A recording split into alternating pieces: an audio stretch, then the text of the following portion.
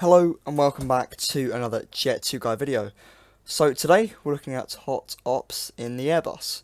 Now I'm currently situated at Agadir. The outside air temperature is 40 degrees Celsius, and I'm going to be explaining what hot ops are and how it affects aircraft in general, and more specifically the Airbus, and how pilots, well, not in real life obviously, but in the sim, how I counteract it and how a sim pilot would counteract the exceptionally hot conditions. So hot ops stands for hot operation weather procedures roughly, and it's basically where you're flying in extreme heat conditions, so anywhere above 37, 38 degrees all the way up to around 49, 50 I think is when they stop operating, those kind of temperatures.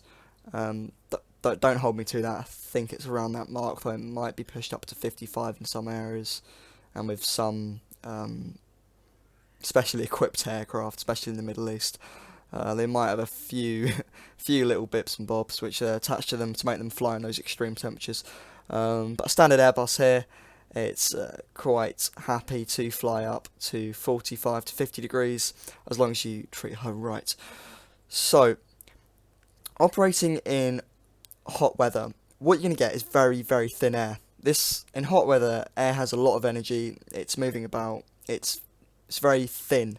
There's not a lot of air particles per the same volume as in a cooler air mass, let's say 10 degrees. You would have, let's say, 100 air molecules per centimetre square.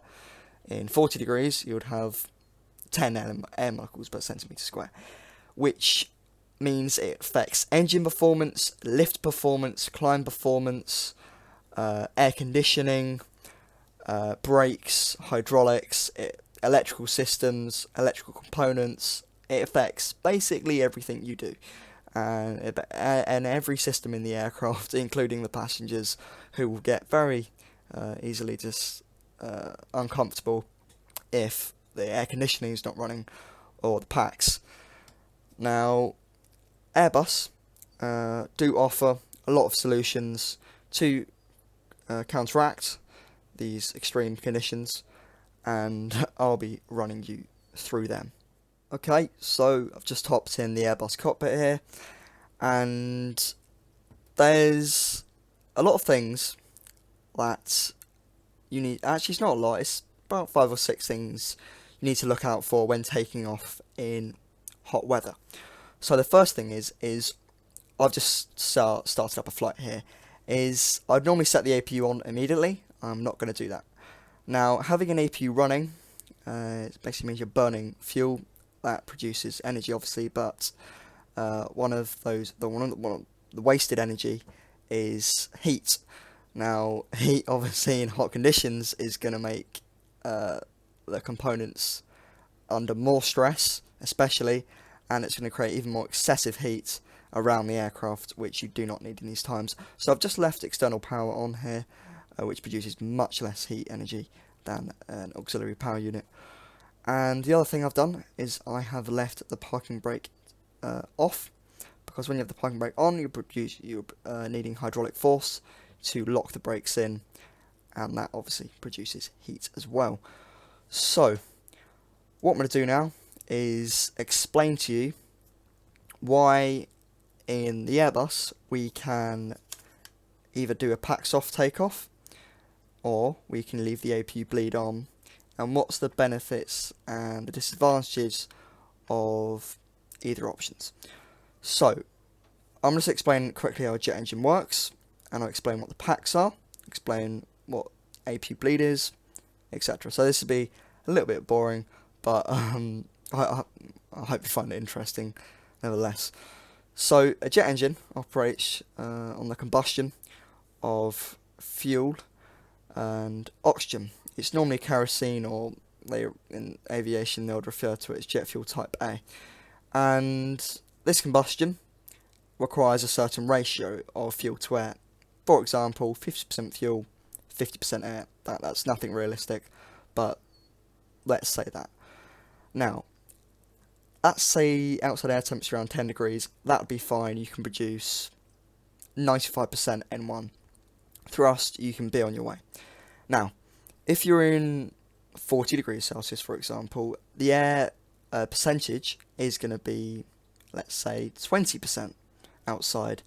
So you can't just have 80% fuel to balance that. No, that would flood the engine, causing all sorts of issues. So what you have to do is the engine will only use 20% fuel as well.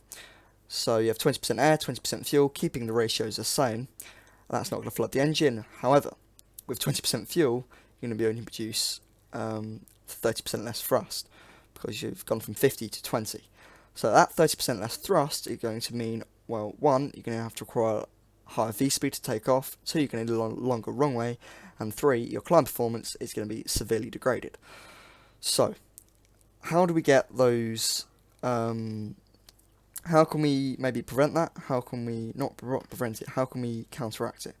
So, we can use something called the PACs. Now, PACs, it stands for the Pneumatic Air Conditioning Kit, and in the Airbus there are two equipped. You have PACs on the left hand side and PACs on the right hand side. It's often called PACs 1 and 2, and they operate independently from each other, and they operate on bleed air provided from engines 1 and engines 2.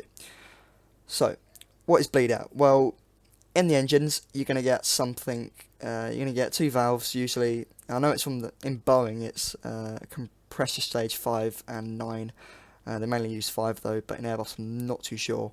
But it breathes something similar to that, where these valves take out hot air from the engine, hot, highly compressed air, which is then cooled down from air taken in from the aircraft from the outside, and that is fed into the air conditioning system. It is fed into the hydraulics for the toilet, and a multitude of other systems. I'll display a quick ECAM or pneumatic systems chart right now, so you can see where all the different systems are. So, if we turn those off, what we're going to do is we're going to allow the engines to provide maximum thrust. That's because less air is being taken out. So if there's no air being taken out from the engine, more thrust, you can keep the ratios the same, essentially. But with no PACs, you're going to get no air conditioning for the cabin, and it's going to get very hot very quickly. So, that's not really a fond option, but it usually only they're usually only off for around 60 seconds to around 120 seconds maximum, because they are turned off 20 seconds before total thrust is applied, and they are turned back on after climb thrust is reached. Or what you can do is leave the PACs on and turn off and turn on APU bleed.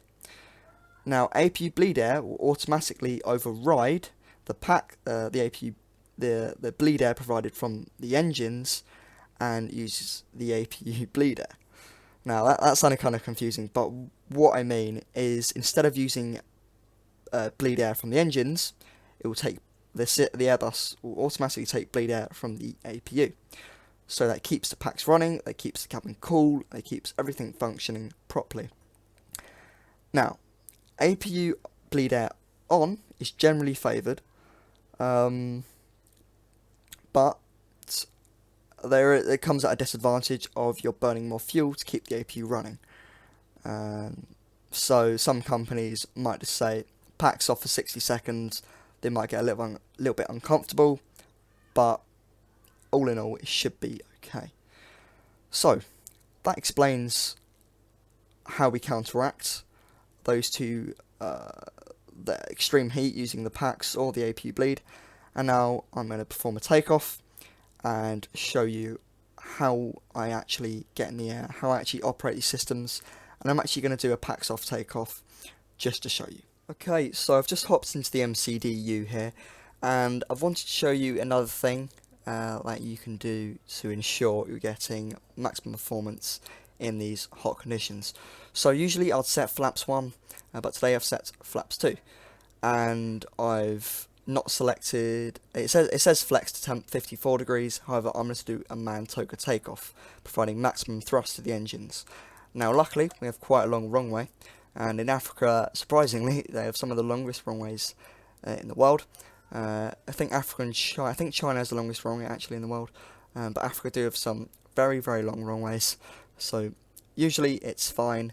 But Las Vegas, for example, which is a highly populated area, you've got a lot of noise restrictions, and you've got casinos and very tall buildings nearby. Sometimes they just cannot operate. I've at Virgin, for example, I was there last summer. They were saying that they have to be very careful operating the 747s out there due to just the excessive heat, and they're massive planes. They need V speeds up to 180. So it's going to take a lot of runway to get them off, and in hot conditions it can be tough. So I've just started the APU now, and that's right before pushback is needed, and I'll start the engines and I'll see you on my way to 09. Just quickly like to point something out here. Now in the Airbus you have something called the 2-4-6 rule when starting the engines, and it's basically where you look at the engine stats page in the upper cam and you look for 20% N1, you look for the engine temperature around 400 degrees, and you look for N2 around 60%. Now obviously that is 113 degrees higher than we would roughly like it, showing excessively high outside air temperatures, showing how careful we need to be when operating the engines. Just like to point that out quickly, and see you on the taxiway.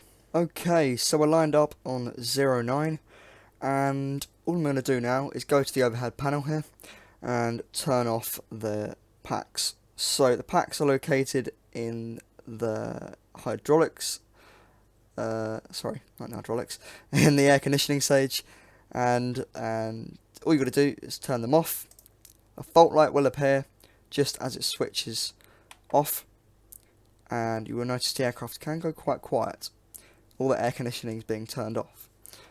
Now another thing you can do is select the platform to high once you're in the air or just after you've touched down. That's to provide maximum cool air in the cabin, but it can reduce thrust, so only use it really on landing, because on landing all you're looking out for is high brake temperatures, and if it says hot, all you've got to do is put the brake fan to on and you should be good to go. So I'm just going to turn that off, as there's no hot indication for the minute, but if I braked really hard I would probably get a hot brake fan indication. And another note to point out is in sandy environments, it's not simulated in the simulator of course, but in a dust storm or something, do not use reverse thrust, and that can cause debris to be sucked into the engine and cause all sorts of issues. That's one thing they really hammer down on in the FCOM and in the Airbus Hot Operation Procedures manual, which I will leave in the description. It's not a formal manual, I don't believe, but it's a good PowerPoint which just goes through the basics. It doesn't explain things like I do, but it just tells you roughly what to do. It doesn't tell you why though. That's what I'm doing, that's my job. So here we go.